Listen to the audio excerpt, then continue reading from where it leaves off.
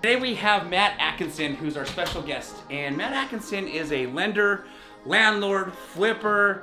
I mean, the guy, hard money lender, the guy does everything. And so he's gonna come in and talk about the changes with the COVID in the real estate market since the last time he was here, which was the original huge explosion of the COVID when things got put in lockdown and unemployment started to happen and all these loans discontinued just because there weren't, I guess, income of people coming in. And so he's gonna come in and talk about that. And then after the show, we're gonna actually head on over to one of the investment properties to check out. I'm not sure if it's a rental or a flip, but it should be cool to go see one of these properties, to see what he's doing with the renovation, to hear what his exit strategy is.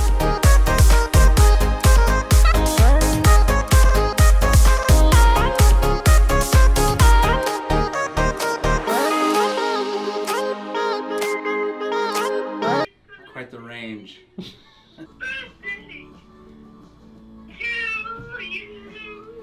16:40 a.m. This is the show, Utah Home Sweet Home. I'm your host, Yoshi Shiraki, and today our very special guest is none other than a really good friend of mine, Matt Atkinson. What's up? What's up? Personally, as a real estate investor, I'm optimistically cautious that as the money runs out from the government for people to get the $600 a week, Yeah. I think there's going to be some delinquencies again, Right. depending on what state people live in. Obviously, we're in Utah. What state people live in, what they do for work, how they've been able to modify their work schedule. You know, like going to a restaurant, you have way less people there. Yeah. You know, so that's affecting revenue. There's lots of different stuff. So I think it'll be some more roller coastery opportunities from now in the future until we, as a nation, get probably the green. Okay. Or whatever that standard will be in the Yeah. future. That's not up to us, but that's what I'm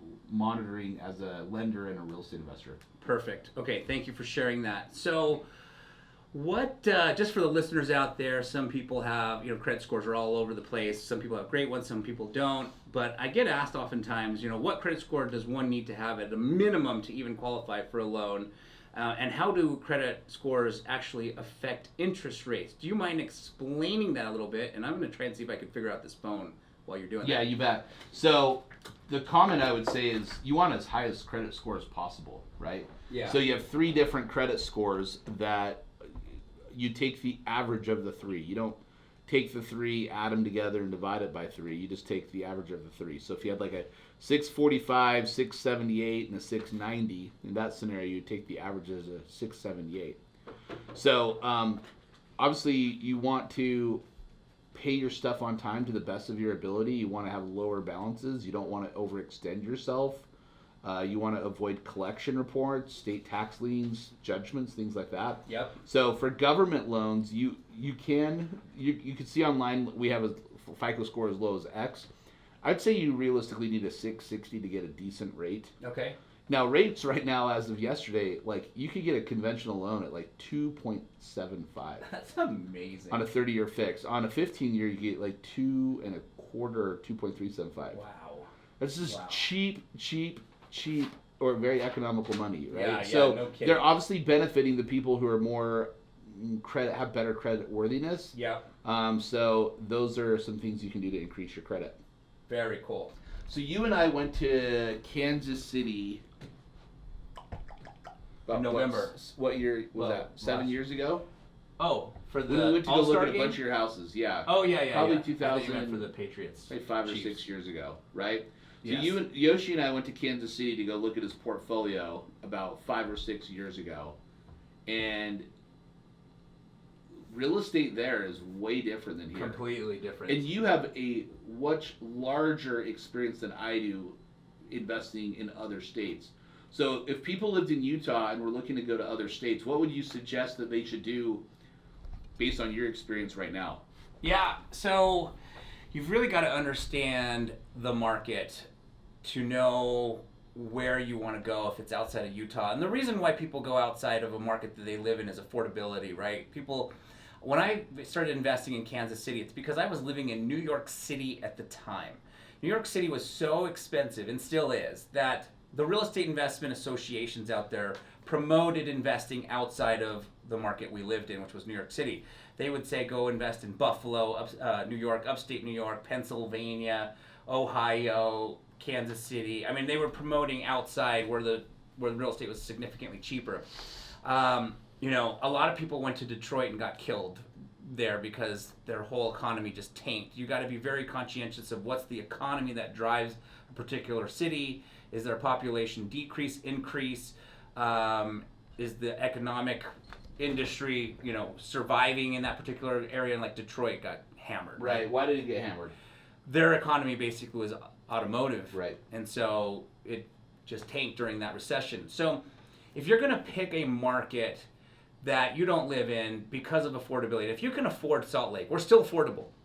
You know, we made the top 25. I don't know if I ever told you this statistic, but 2019 in the National Association of Realtors magazine or newsletter. I can't remember if I read it in a magazine or read it online, but Salt Lake City made the top 25 list for the first time in history of the most unaffordable markets in America. Unaffordable? Unaffordable to buy a house. Oh, yes. Unaffordable. Unaffordable to buy a house. Yeah. So here's what's cool.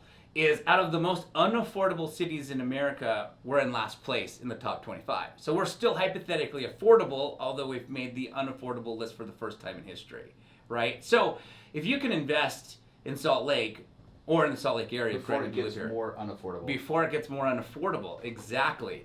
That's exactly where it's going. Then there's a big opportunity for you to stay here, invest in your local market. If you're going to go outside your market, it takes a lot of research to figure out where you potentially want. Mentors could be a good thing, you know, if you have a mentor that lives, let's say, in Phoenix or wherever, you know, outside of Utah, or you have a family friend or someone who can help you. That's obviously that you can trust. That's the key word. You know, when I invested in Kansas City, I knew nobody there. So I had to build a power team while living in New York City. Yeah, Mama Chu? Yeah, Mama Ray. Mama Ray. Yeah. Hey, guys, The smoking oldest the car. jazz act in Missouri. Missouri. Yeah. The oldest. So Have she's you seen a the jazz singer. Ozarks? I don't know. Have you seen the Ozarks? No, I don't know what on that is. Netflix? Oh. She got taken out in episode 7. Oh, okay. Yeah, Okay. So yeah, I would say definitely take a lot of time to do the due diligence on a particular market to understand that's where you want to go as far as investing, because there's going to be a lot of markets outside of Utah that are more affordable. It's just picking the one that you want, but researching it first. Right. All right, so we just got done doing the radio show with my friend Matt Atkinson. What's up, guys? And now we are going to go do a house tour. Matt's got a property in South Salt Lake. I'm not sure if he's flipping it or renting it, what his exit strategy is, but he's going to break that down for us at the property. But maybe you could give us a little bit about it right now, if you don't mind. Yeah, you bet. So I wanted to promote myself extra because I'm teaching a class on August 15th on how to flip properties from A to Z. So this is a great example for what to do. This property we actually bought off Facebook, Nice. a lead. Yeah, Facebook lead from someone in a group. And it's amazing. We bought 3 properties in 45 days from Facebook. So it's a great way to find properties. So this property, we're actually fixing up and flipping it on the market. We'll probably list it at the end of August. But it's an awesome way for you guys. Anyone can learn to develop these types of skills. And we'll share what we're doing, how we're going to make money, and what you guys can do, knowing what you know now or what you can do in the future. So that's a little bit about it. Awesome. So once the radio show uploads to SoundCloud, we'll be heading out to the house to go check it out.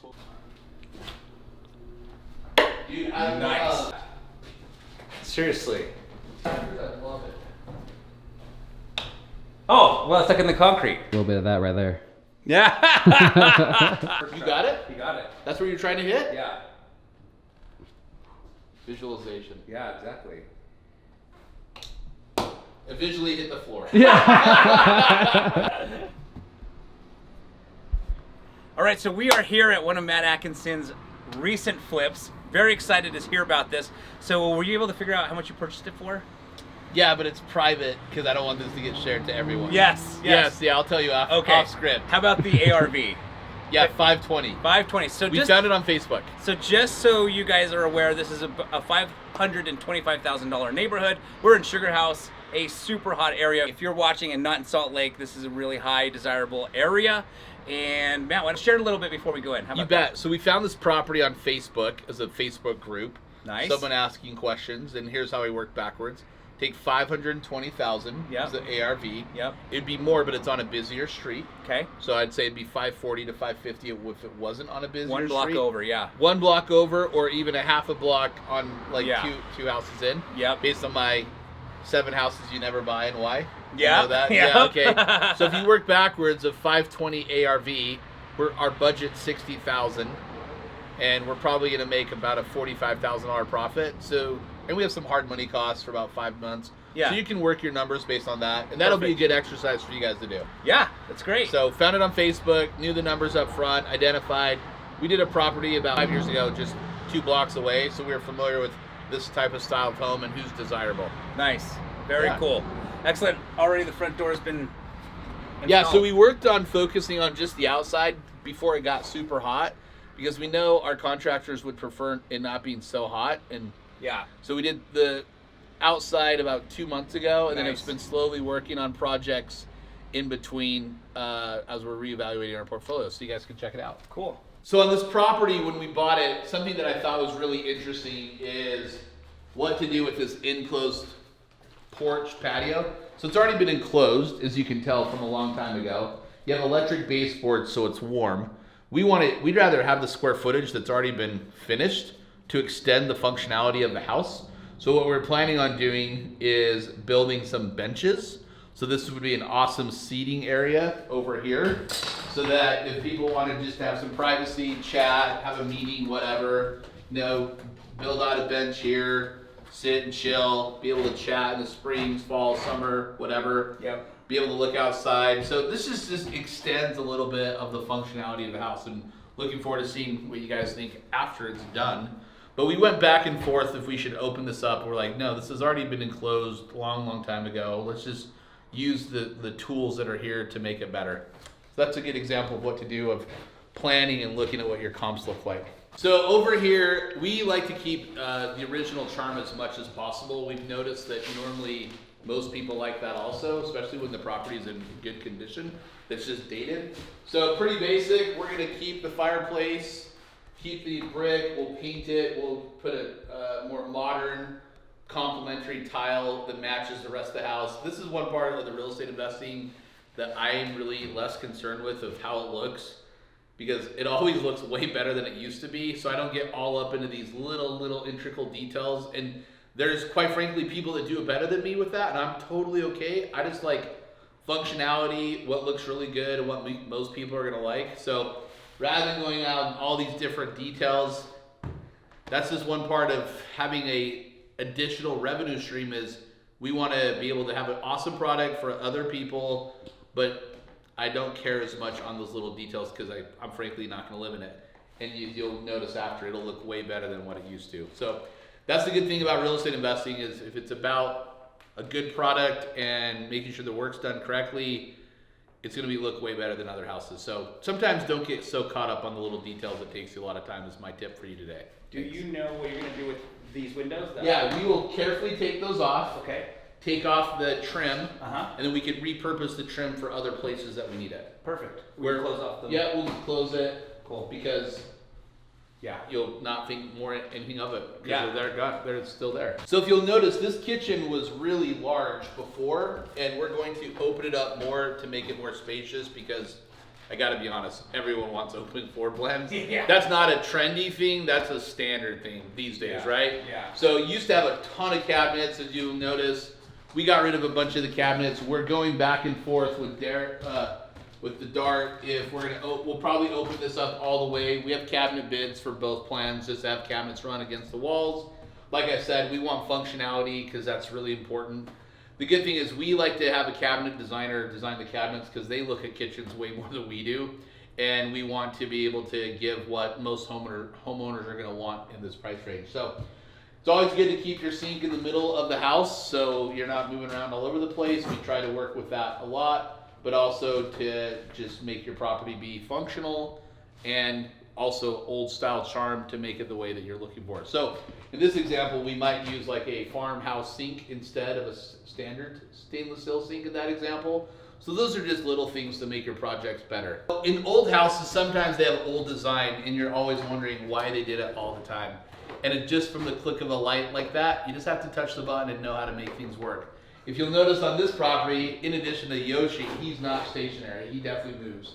This is a small bedroom. This house, when we bought it, was a 2-bedroom, 1-bath house. We've now modified the layout to make it a 4-bedroom, 2.5-bath house to make it more functional. So pretty basic. We're gonna keep this super small closet because I think it looks cute versus then taking space away. And those are just different things to focus on the charm of your properties. So this bedroom was one of 2 bedrooms that, if you'll notice right here, we actually opened this up to make it a 1/2 bath. When we bought the property, there was only 1 toilet in there without a sink, and on the other bathroom, there was only a shower and a sink. So if you had to use the restroom, you're like, oh, I gotta go clean myself. You had to go and open the door and walk in the other one. That's kind of weird. So we decided to make the other bathroom a full bath and then make this one a functional toilet and a sink. So we opened up how you could get in differently. That just comes with experience and also watching videos or learning from other people of how to make real estate investing better. There's a multi-family, it looks like maybe a 6 or 8-plex. How did that get factored into your ARV? You mentioned the busy road. Yeah, so busy road, we took like 5% of the sales price off. We also took into consideration that one neighbor is going to be a multifamily, and then on the opposite is a regular single-family house. Yeah. So as long as the overall use is more residential versus commercial, that's going to take things into consideration. With that, you also want to make your property so nice that a lot of people are going to be like, hey, we're okay that we have an 8-plex neighbor because we have other houses across the street and other things like that. So you always take those things into consideration when you're buying and selling real estate. Good question. We're going to walk down the stairs and show you how we modified or improved the configuration to make the basement more functional. Come take a look. This basement down here, this had a room that was not a bedroom, no bathroom. So we relocated the washer dryer down here to the utility room. You'll notice over here, we framed a bedroom that we put a closet in the corner. We have what's called shelf basement. So we've done actually a couple houses like this in the past, and we know that to make it look better, we're gonna paint the ceilings light so it's not so closed in, and then we'll also put beadboard on the outside just to give it some different pop, because we do wanna make the basement more functional. Then if you'll notice over here, so we have 1 bedroom, we have an amazing utility room that we just relocated the washer dryer downstairs.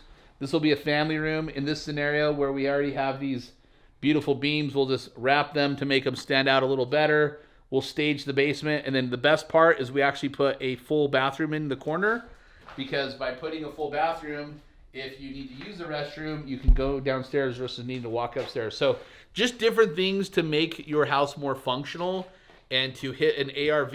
And to be honest with you, it's just providing a better property for someone who wants to buy it. So there's some awesome tips that we've learned on this amazing house in Sugar House. So thanks for taking a watch at it today.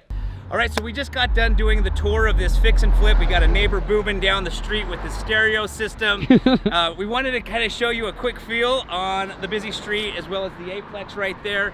But this is, again, we talked about this being Sugar House, a very desirable neighborhood. Matt, any last closing words? Yes, so if you want to see how much your house is going to be affected based on a busy street, come during the week at 5 o'clock in the afternoon, because it'll give you a better idea. It's a great idea. Yeah, I learned that from Robin Thompson. Yep. Yeah, learning experience. Yep. Number 2, learning from Robin Thompson.